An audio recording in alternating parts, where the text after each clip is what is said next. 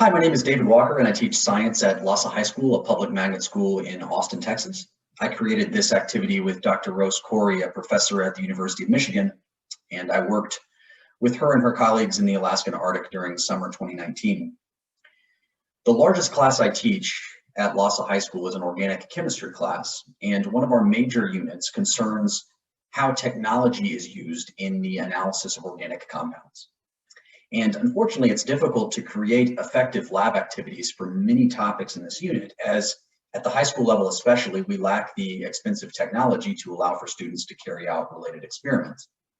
When I learned that Dr. Corey and her lab use mass spectrometry to analyze the dissolved organic compounds in Arctic stream water, I immediately thought this would provide a good opportunity for students to connect what they're learning in the textbook to how scientists are actually using it in the field.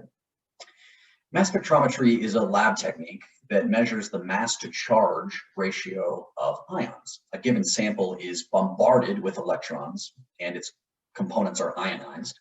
These ions are then accelerated into an electric or a magnetic field in which they undergo deflection.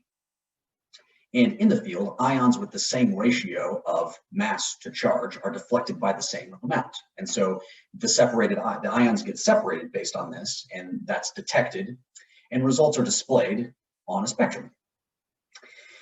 Dr. Corey utilizes what's called high-resolution mass spectrometry. And through this technology, she can obtain the molecular weight, the hydrogen-carbon ratio, the oxygen-carbon ratio for compounds in a mixture. And these are incredibly useful in assessing the general types of compound classes that are present in complex organic mixtures, like the organic mixtures of dissolved organic carbon in Arctic streams. And the data output is normally in the form of these really cool diagrams called Van Krevelen diagrams, and they plot hydrogen-carbon ratio as a function of oxygen-carbon ratio.